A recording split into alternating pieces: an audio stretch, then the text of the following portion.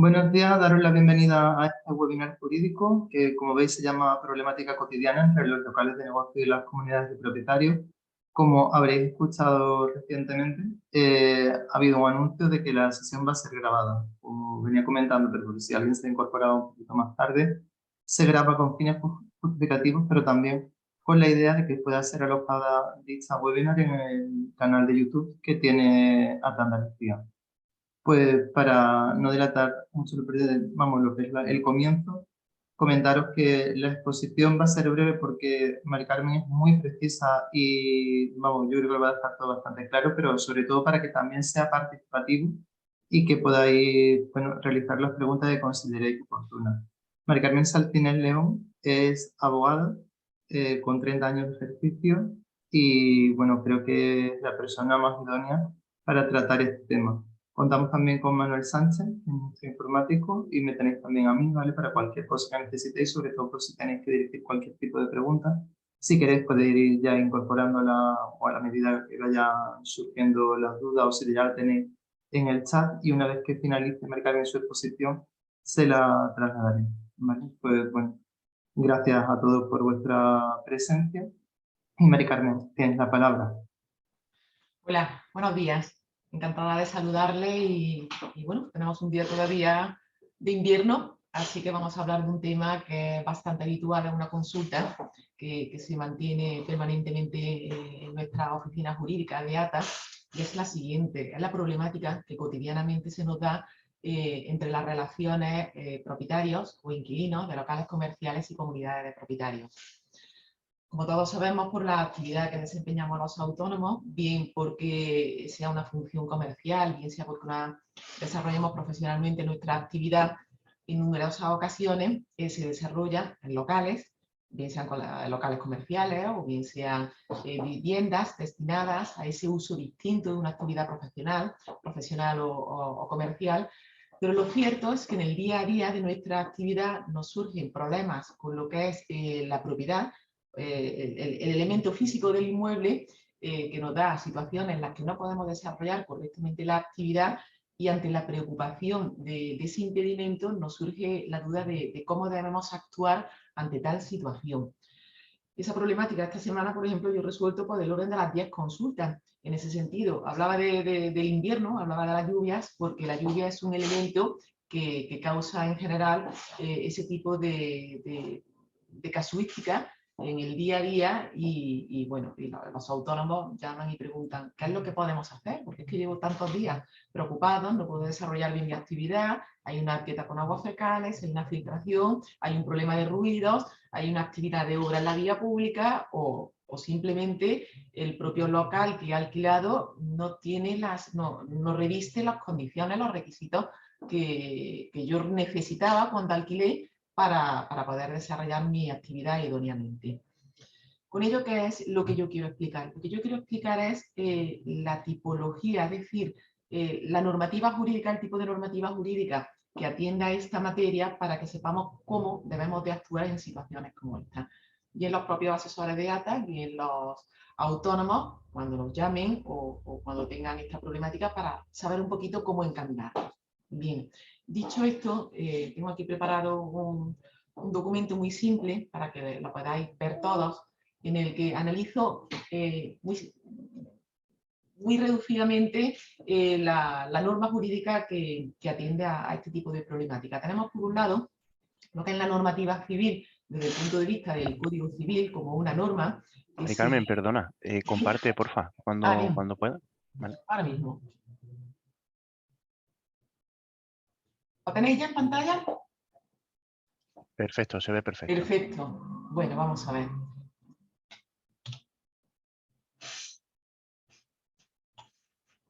Como decía anteriormente, tenemos una normativa que nos va a permitir regular las relaciones humanas. Es lo que dice la norma. La realidad social de los hechos, lo que no acontece, lo que puede acontecer, es lo que en derecho hemos venido llamando derecho natural, es decir, lograr la convivencia decidida por la idea de la justicia. eso que estamos comentando así tan abiertamente, ¿cómo se traduce? Que es lo que yo voy a explicar dentro de un momentito. Es decir, la propiedad urbana en el siglo XX se empieza a ordenar en edificaciones, tanto para vivir las personas como las familias, y para el desarrollo de las actividades tan fundamentales como son el comercio y las profesiones. Y allá por el año 1889 ya se promulgó el llamado Código Civil, que venía a recoger pues, esas normas básicas del derecho de los ciudadanos. Y como hago esa apostilla, ni todo está regulado en un Código Civil que tiene 1976 artículos, ni todo está contenido en él, ni todo lo que contiene derecho civil, porque en muchas ocasiones también regula unos principios fundamentales del derecho mercantil. Bien, en lo que a nosotros nos atañe, tenemos que hablar de la ley de arrendamientos urbanos y de la ley de la propiedad horizontal. Me voy a referir a la ley de arrendamientos urbanos en aquellas relaciones que tenemos los inquilinos con los propietarios del inmueble para saber cuando el local tiene un problema en el que nosotros entendemos que tiene que ser resuelto por el arrendador, ¿a dónde tenemos que acudir? Tenemos que mirar dos cosas. La primera de ellas, nuestro contrato. La ley de arrendamientos urbanos establece que existe libertad de pacto para regular los acuerdos de las partes cuando nos referimos a locales destinados para un uso distinto al de la vivienda habitual. Los arrendamientos de locales de negocio, conocidos tradicionalmente.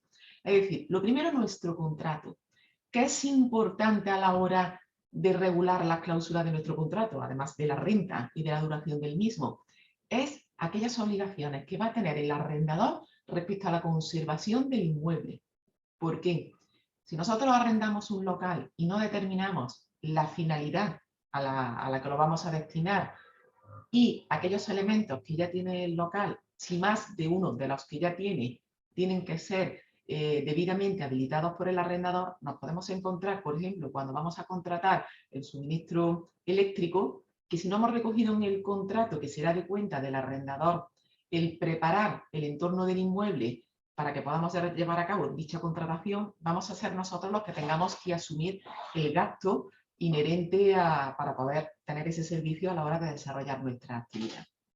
Bien, es un ejemplo más, pero lo que vengo a decir es que es muy importante que como tenemos esa libertad de pacto, las partes contratantes, podamos definir muy bien el destino, el fin de nuestra actividad y aquellas obligaciones que van a ser nuestras o aquellas obligaciones que van a ser de cuenta del arrendador, para que en el momento en que surja el problema nosotros podamos acudir a él.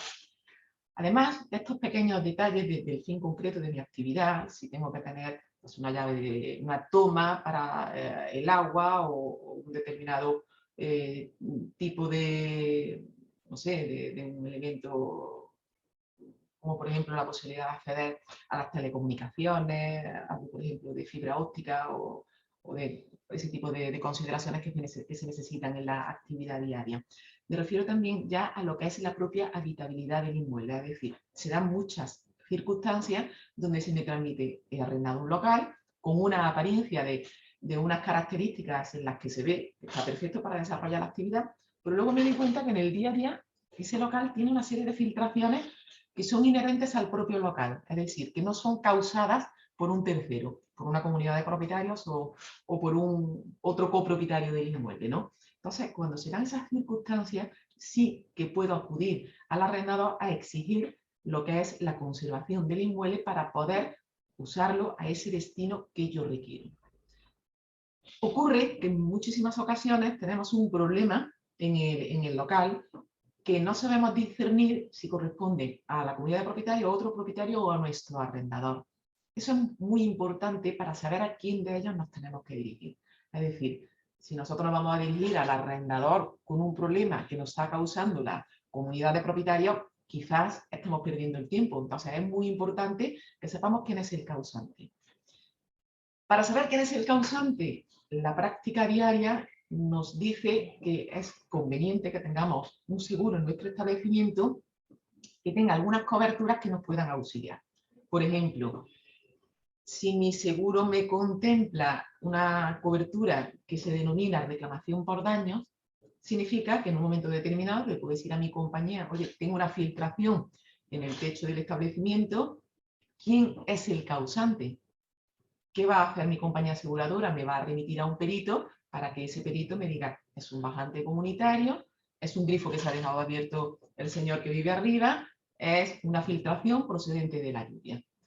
O esa filtración procedente de la lluvia, ¿por dónde me está entrando? Para eso me puede ayudar mi compañía aseguradora. Si no tengo compañía aseguradora, porque no me interese tenerla, o simplemente determinadas coberturas no las tengo suscritas al día de hoy, o no me interesa, pues siempre puedo acudir a un perito particular que sea el que me auxilie y el que me anticipe a quién tengo que reclamar. O simplemente, pues bueno, a lo mejor un profesional, también otro autónomo, un fontanero, o un electricista, o tal, también me puede ayudar a acudir a mi establecimiento y a transmitirme qué problema hay. Una vez comentado lo que es la ley de arrendamiento urbano, si nosotros nos fijamos en que el arrendador es la persona, el legitimado pasivamente, como decimos los abogados, decimos a través de la ley de movimiento civil, el que tiene la obligación de conservar el local arrendado, nosotros tenemos dos caminos que seguir. Uno, solicitar suspender el contrato de arrendamiento, es decir, mientras se resuelve el problema que se ha suscitado, le solicito al arrendador, suspendo el contrato, suspendo el pago de la renta y además no cuenta ese plazo de suspensión en cuanto a la duración del arrendamiento, o bien, si considero que esas obras de conservación me pueden llevar incluso a que no me interese ya desarrollar mi actividad en este local, puedo desistir del contrato. La ley me da esa posibilidad. Fuera de ese pacto de voluntad de las partes, la ley sí que me da una aplicación de la ley, de la norma de la ley de arrendamiento urbano de carácter supletorio a esa voluntad de las partes, que me da esas dos posibilidades de suspender el contrato o desistir del contrato. En el día a día, ¿cómo se deben de hacer las comunicaciones? En la medida de lo posible, fehacientemente. ¿Por qué? Porque estamos desarrollando una actividad. Y los daños y perjuicios, si llegasen a tener lugar, es muy importante dejar constancia para poder reclamarlo. Luego os comentaré un poquito cómo se reclaman esos daños y perjuicios. Bien, salgamos de lo que es la figura del arrendador y nos vamos a ir a la comunidad de propietarios en el caso de que ese local esté dentro de la misma. Ya el Código Civil, en el año 1889, vino a establecer lo que era el concepto de la comunidad de bienes, cuando varios interesados, propietarios, tenían en comunidad un bien. Y luego se desarrolló posteriormente en lo que se vino a definir como una comunidad de propietarios. Como he dicho, en el siglo XX ya se empiezan a construir las edificaciones y a tener esos usos comunes y esos disfrutes privados donde tenemos que combinarlos de manera que bueno, que lleguemos a una relación donde todos podamos desarrollar nuestros derechos y disfrutarlos y a su vez pues, no perjudicar los intereses ajenos. Y el artículo 396 del Código Civil, que es de aplicación en la Ley de Propiedad Horizontal, nos dice que los diferentes pisos o locales de un edificio o la parte de ellos, susceptible de aprovechamiento independiente, es decir, nuestro local comercial por tener salida propia o a un elemento común o a la vía pública, pueden ser objeto de propiedad separada, pero llevará inherentemente un derecho de copropiedad sobre los elementos comunes del edificio, ya que son necesarios para el uso y disfrute de esa propiedad privada y de esa propiedad común. Y nos lo define y nos dice, por ejemplo, son el suelo, las cubiertas, los muros, los patios, los pozos, todo lo que figura en ese texto amplio del Código Civil. ¿Por qué lo explico? Ahora vuelvo a esta pantalla. Lo explico por lo siguiente, porque la Ley de Propiedad Horizontal, al regular esta propiedad especial compartida de nuestro aprovechamiento independiente con un derecho exclusivo sobre el mismo y al regular ese derecho de copropiedad, determina una obligación de mantenimiento y conservación de esos elementos comunes. Esta explicación jurídica, que ahora la traspaso al día a día de lo que es el desenvolvimiento de la vida en el local comercial o en la vivienda, la que estoy usando yo para un despacho profesional, conlleva a que yo tengo ese derecho a exigir a la comunidad de propietarios a esa conservación del inmueble. ¿En qué consiste esa conservación? Si yo tengo un bajante de comunidad de propietarios que por una rotura me está ocasionando un daño en mi local, tengo el derecho a exigir a la comunidad de propietarios la inmediata reparación de ese elemento común del edificio. Y además tengo derecho a resarcirme de los daños y perjuicios que a mí me ha ocasionado la rotura de ese bajante general. ¿Cuáles son las averías que habitualmente padecemos los propietarios que tenemos locales comerciales? Pues roturas de bajantes generales, obstrucción de las arquetas comunitarias, que son de las situaciones más desagradables para un local comercial, filtraciones u otros daños, ¿vale? Pero estos son los más habituales.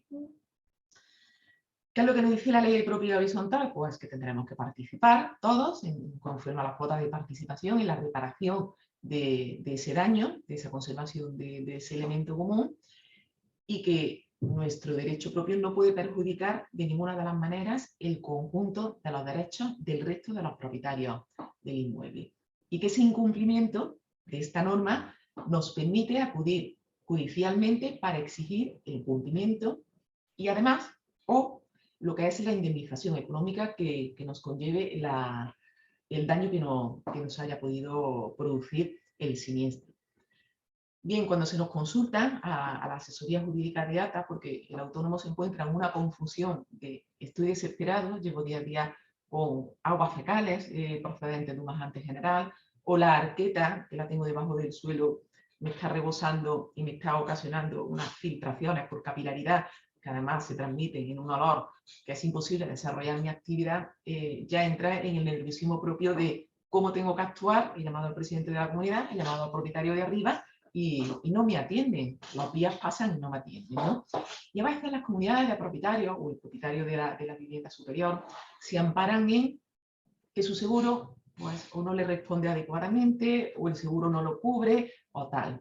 Bien, una cosa es que tengamos un seguro y otra cosa es que como causantes de un siniestro tenemos la obligación de reparar y además de reparar inmediatamente. Es decir, si yo me dirijo al presidente de la comunidad y la compañía no acude, o la compañía tarda, o la compañía me manda un reparador, el reparador asoma, el reparador se va, yo le puedo exigir a la comunidad de propietarios o al propietario que me está causando a mí el daño es, oiga usted, mándeme usted a un servicio de urgencia. Y luego esa factura, usted la tramita como buenamente quiera. O bien si lo cubre su compañía aseguradora se la pasa, o bien si su compañía aseguradora no se la cubre, usted la paga. Pero a mí me tienen que resolver el problema. ¿Por qué? Porque me está impidiendo desarrollar mi actividad. Y si me impide desarrollar la actividad, lógicamente me está ocasionando un daño y perjuicio. ¿Qué recomendación les digo yo que lleven a cabo? Pues fehaciencia en las comunicaciones. Normalmente empezamos con un correo electrónico o bien una conversación de WhatsApp, que son medios de prueba, que son aceptados por los tribunales, pero si vemos que transcurren 2, 3, 4 días, un tiempo prudencial, y la situación no se resuelve, mi recomendación es que comiencen a remitir algún tipo de requerimiento fehaciente vía burofax. Es un mecanismo algo económico, no demasiado económico, porque viene a suponer entre unos 20 o 50 euros, dependiendo de la empresa que preste el servicio, pero es más económico que un notario, ¿no? El notario sirve para requerir también fehacientemente al causante del daño y también nos sirve para dejar constancia fotográfica de los daños que se me han ocurrido en establecimientos que han tenido lugar. A veces también es bueno recurrir al notario si los daños ya tienen una envergadura tal que la cuantificación económica ya llega a ser de mi preocupación. Entonces, yo levantaría un reportaje fotográfico, pediría al notario que acudiera a mi establecimiento y requeriría al causante para que procediera a la inmediata reparación de los daños que se me están ocasionando. Bien, ¿qué ocurre si el causante no me repara o no toma la diligencia debida? La ley nos permite acudir a la vía judicial. La vía judicial tiene dos maneras de pedirla. Una es exigir el cumplimiento de esa obligación por parte del causante. Una segunda es solicito que se haga a su costa. ¿Qué significa esto segundo, que se haga a su costa? Es yo cuantifico la valoración de la reparación y como existe una omisión en la conducta del causante, no me queda más remedio que pedirle al juez, condénele usted a que me pague lo que cuesta reparar para que yo repare cuanto antes. La vía judicial no es lo rápida que nos gustaría para desenredar este tipo de situaciones, pero hay veces que no nos queda más remedio que acudir a ella. Y queda una opción C, que ciertamente es delicada, pero que hay veces que también tenemos que tomarla. Y es el hecho de que yo actúo y yo reparo y luego reclamo la cantidad. Por ejemplo, una arqueta que tengo en el suelo, en mi establecimiento, rebosa y tiene que llegar el camión a desatrancar. Tengo que romper el suelo porque tengo que registrar esa arqueta, porque está debajo del suelo, y en su día a mí el local no se me alquiló con una arqueta registrada que tiene su tapa para poder levantarla, para que nos entendamos. Tengo que romper el suelo, tiene que entrar el camión, tiene que desatrancar y se tiene que desinfectar el establecimiento. Y yo no puedo esperar más, no puedo esperar, porque los daños se van agrandando. En ese caso, mi sugerencia es comunicar de nuevo fehacientemente al causante. Si es una arqueta, sabemos que es un elemento común por el artículo 396 del Código Civil, y como tal, hago una comunicación al que ejerza las funciones de presidente de la comunidad o al secretario administrador, si existe en la misma, y le transmito que voy a proceder a la inmediata reparación o limpieza de la arqueta para evitar unos daños y perjuicios superiores a los que se puedan ocasionar si yo espero a la actuación con la suficiente diligencia por parte de la comunidad. En tal caso, ya les comunico, les anticipo que voy a proceder a pagar y que voy a proceder a reclamar la cantidad. Amistosamente, y si no hubiera esa posibilidad amistosa porque no hubiera una respuesta adecuada del causante, me quedaría reclamar la cantidad. Bien, les decía la importancia que tienen los seguros de los establecimientos en que determinadas coberturas las tengamos contratadas, porque nos van a ayudar a poder asistirnos de nuestra compañía y que luego sea nuestra compañía la que haga esa reclamación judicial, ¿vale? Es decir, si yo tengo cubierta esa reclamación por daños, le voy a pedir a mi compañía, mándame el camión, extráeme la suciedad, y ahora lo que te haya costado a ti, compañía, cúbremelo y ejerce el derecho a repetir contra el causante. Pero yo ya tengo mi problema resuelto. Y no tengo que esperar a esa diligencia o falta de diligencia u omisión por parte de la comunidad de propietarios. Esos son los caminos que yo recomiendo seguir cuando sucedan este tipo de situaciones que no son nada agradables para el propietario, para el inquilino, para el poseedor del local comercial. Sugiero que se dé lectura a cuáles son los elementos comunes de una edificación para que se pueda tener constancia en caso de que tuviera que hacer algún tipo de reclamación y saber en este caso a dónde poder dirigirme. Pues sin más, paso el turno a las consultas que se me quieran efectuar y como les digo, he preferido ser breve porque de lo que se trata es de que puedan conocer cómo desenvolvernos en el día a día ante una situación inminente de urgencia y saber ante quién dirigirnos y cómo cómo llevar a cabo ese requerimiento, esas comunicaciones a los causantes para que se pueda resolver cuanto antes. Muchísimas gracias, Mari Carmen. Pues, como bien ha dicho ella, se abre el turno para que podáis lanzar vuestras preguntas. Os ha comentado ya mi compañero Manuel que podéis hacerlo a través del chat. Y Manuel, si tú me dices que es posible, también se podrían desmutar. Pero bueno, si queréis hacernos cualquier consulta, estamos a vuestra disposición. Pues sí, Enrique, como bien dices, sin problema, ya todos los participantes se pueden desmutar y entrar por audio si lo consideran y hacernos las preguntas, o hacerle, mejor dicho, a Mari Carmen las preguntas que necesiten.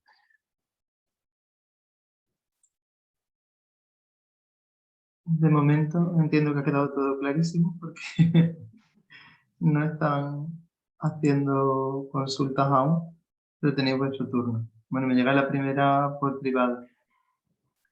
Mari Carmen, me dice una de las personas que han asistido que qué ocurriría con el tema de la fianza que hubieran depositado en el caso en el que desistieran del contrato, es decir, que pretendieran rescindir el contrato porque las obras de reparación fueran demasiado duraderas en el tiempo y por tanto que impidiera el ejercicio de la actividad. Bien, la fianza dice, la Ley de Arrendamientos Urbanos, que la finalidad que tiene es responder ante el propietario de los daños que hayamos podido ocasionar los inquilinos, por lo cual la fianza no tiene esa finalidad, precisamente es un aval hacia el arrendador.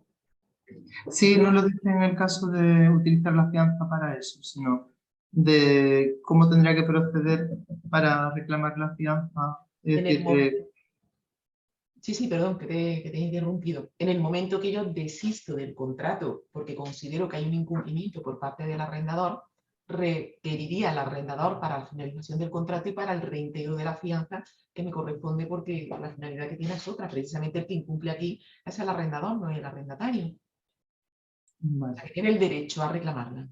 sí, vamos, creo que queda suficientemente claro. Nos pregunta también otra asistente que lo dirige al grupo, que ella ha pensado que el inquilino siempre tendría que dirigirse al arrendador y no a la comunidad de propietarios. Es conveniente requerir a los dos. ¿En qué sentido? Aunque el arrendador no pueda ser el responsable en cuanto a su inquilino por un daño causado por un tercero, comunidad de propietarios u otro propietario, es conveniente que nosotros nos comuniquemos con el arrendador. ¿Por qué? Porque si ese factor externo conlleva que yo no pueda desarrollar mi actividad, esa fuerza mayor ajena a mí como parte del contrato me puede llevar a exigir al arrendador la resolución del contrato. Pero es que el arrendador, a su vez, debe de reclamar simultáneamente a la comunidad de propietarios, porque él mismo puede tener el daño y perjuicio de que el inquilino le resuelva el contrato. Es decir, tiene dos finalidades. Una, combinar al arrendador para que a su vez también reclame al causante, comunidad propietaria u ese otro tercero, y a su vez para advertir al arrendador de, oye, es que con tu omisión también me puedes ocasionar a mí un daño y perjuicio. De hecho, hay sentencias diversas de los tribunales de justicia en distintos sentidos, donde hay veces que la omisión por parte del arrendador le puede llevar incluso a una condena solidaria de los daños y perjuicios al inquilino. Hay muchísima casuística y el arrendador debe de tener una actitud positiva y diligente en el auxilio al inquilino. Nos preguntan también, bueno, nos dicen que buenos días, gracias por que le demos esta oportunidad, que es propietario de un local comercial donde ha ejercido su actividad profesional. Dice, ya estoy retirada y en nuestra localidad solo se ven locales cerrados. He decidido cambiar de uso a vivienda turística. Solo tengo negativas por parte de la comunidad a cualquier modificación, por irrelevante que sea, que me exigen las ordenanzas municipales para poder realizar ese cambio de uso. ¿Cuál es tu opinión? En este caso tuya, Mari Carmen, y te da las gracias de antemano. Muy bien. Pues la ordenanza, en este caso tenemos una cuestión técnica y una parte jurídica. Es decir, tenemos lo que se le llama la división horizontal del edificio. La escritura de división horizontal es la que regula, es el régimen jurídico de la comunidad de propietarios. Lo primero que tenemos que consultar es nuestra división horizontal, porque cada edificio tiene una distinta. Es la norma básica del edificio. Cuando usted consulte la división horizontal, va a poder ver al final, en un apartado que se llama régimen jurídico de la comunidad, qué es lo que se establece respecto del posible uso de esos locales comerciales. Una vez conocido lo que establece la división horizontal, tenemos que saber en su localidad concreta qué es lo que establece la reglamentación al respecto. Y en ese sentido yo le recomendaría que lo consultara con un arquitecto técnico, porque es el que le dirá, combinando lo que establece la división horizontal con lo que establece la reglamentación municipal, esa posibilidad de cambio de uso. Una cosa es el cambio de uso del local y otra cosa es el destino de vivienda a uso turístico. Son dos cosas distintas. La ley, el artículo 17, cuando habla de las viviendas y del destino de uso turístico, se refiere a viviendas, no se refiere a locales comerciales. Por tanto, si lo que me está preguntando de un local comercial, se sale del artículo 17 de la ley de propiedad horizontal. Tendría que haber exactamente lo que usted me está preguntando, si es un local o es una vivienda. Si es un local, la primera parte de mi respuesta. Si es una vivienda, sí que tiene que saber si la comunidad adoptó el acuerdo de limitar el uso turístico y si lo inscribió en el registro de la propiedad. Y si usted formó parte, cuando se tomó ese acuerdo, de aquella comunicación o de su discrepancia por parte de las mayorías que establece el citado artículo. Bueno, Mari Carmen, nos preguntan también otra que nos hace por privado en referencia al tema de, bueno, los posibles gastos, ¿no?, que conllevaría la reparación del daño que estuvieran sufriendo en ese momento. si hay un límite en el cual no sería recomendable, digamos, asumir, aunque luego se reclamase, ¿no?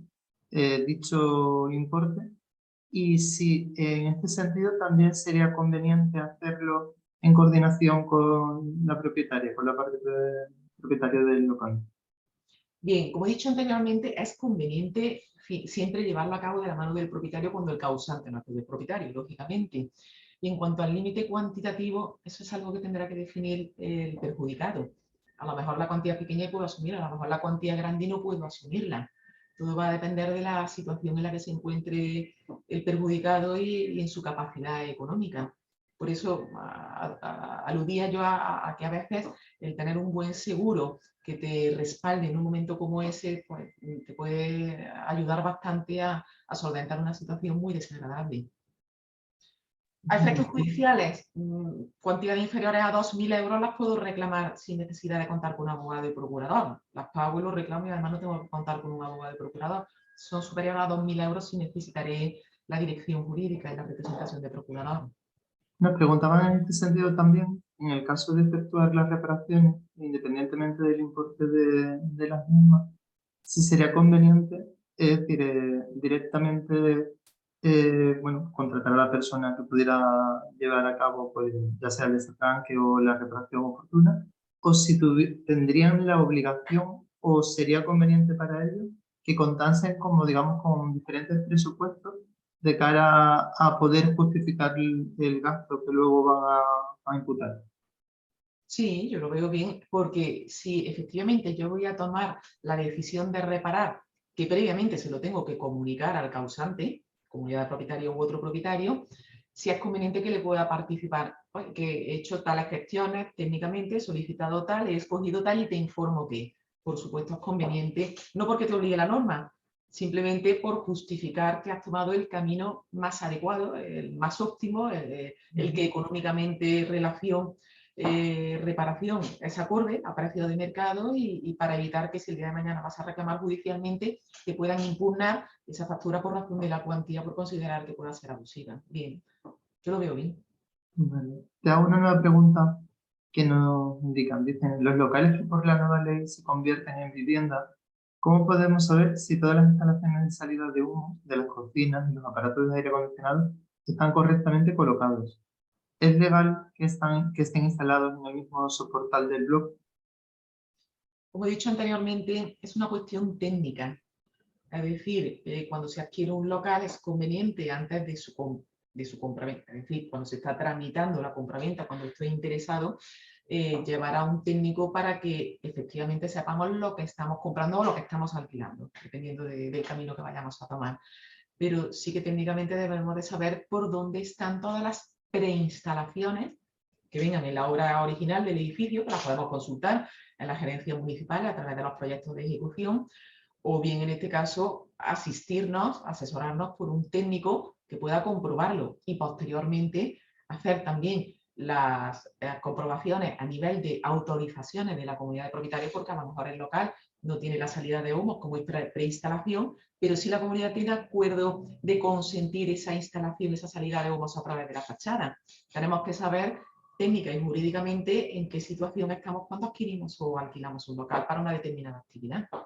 Comentabas tú también anteriormente, vamos al hilo de esto, que en el registro de la propiedad se indica el uso que tiene, si es local, si se hubiera cambiado de vivienda, en este sentido, que muchas veces a lo mejor se publicita de una forma, pero claro, no es lo que aparece luego en el registro, en este caso. Claro, el registro de la propiedad precisamente tiene esa finalidad de efectos, tener efectos informativos a terceros, porque las comunidades de propietarios no inscriben todo en el registro de la propiedad. Con lo cual, por eso es importante consultar todos los campos posibles antes de tomar una decisión respecto del local que vayamos a comprar o alquilar. En este caso, Mari Carmen, si por cualquier circunstancia un local cambia a vivienda o, vamos, directamente como vivienda turística, ¿no? O una propia vivienda adquiere esa condición y es consentido, digamos, aprobado dentro del seno de la comunidad de propietarios, la obligación o la recomendación es que lo hiciera el propietario o lo hiciera directamente la comunidad. Es que estamos hablando de dos cosas. Es decir, cuando un propietario quiere cambiar el uso o el destino de un inmueble que anteriormente venía calificado con otro uso o destino, es que tiene que acudir a él sí o sí a un determinado proceso que requiere primero una elevación a escritura pública y una inscripción en el registro de la propiedad.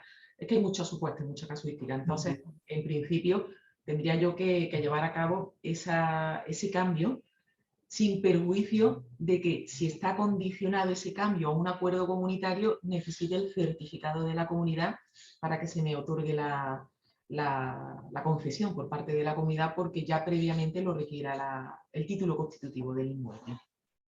De acuerdo. Bueno, pues si no hay más preguntas, que de momento a mí por lo menos no me la han dirigido. No sé si, ni al grupo tampoco, no sé si a ti, Mari Carmen, te ha llegado alguna o a Manolo. En este caso, tú nos puedes decir, Manuel. No, en principio, Enrique, no tengo nada. Vale, pues agradecer a todos vuestra presencia, comentaros como os ha dicho mi compañero y como os ha dejado también en el chat que, bueno, tenéis el correo de atandalucía, @andalucia.com y el teléfono 900-100-060, que es un teléfono gratuito en el que podéis hacer cualquier tipo de consulta relativa, ahí lo ha vuelto a poner, muchas gracias, Manuel, a cualquier cuestión, vamos, en concordancia con esta webinar o con cualquier otro asunto jurídico o no que pueda atañer a vuestras actividades económicas y profesionales. Y Mari Carmen, por supuesto, agradecerte tanto la exposición como la claridad en todas las preguntas que te han hecho, porque las respuestas han sido, creo yo, muy asimilables y muy comprensibles. Manolo, a ti, por supuesto, también por estar semi en la sombra, pero estar pendiente de que todo vaya bien. Y nada, comentaros a todos que en cuanto vuelva a decidirse una nueva webinar en este sentido, os lo haremos llegar y se os enviarán también correos informativos para que podáis escribiros y compartir de nuevo un ratito con nosotros, que esperemos que haya sido de vuestro provecho. Únicamente dejo a ti las últimas palabras para que despidas y ya después finalizada la sesión. Dar las gracias a ATA y dar las gracias a todos los autónomos que forman parte de ATA. Buen día. Igualmente.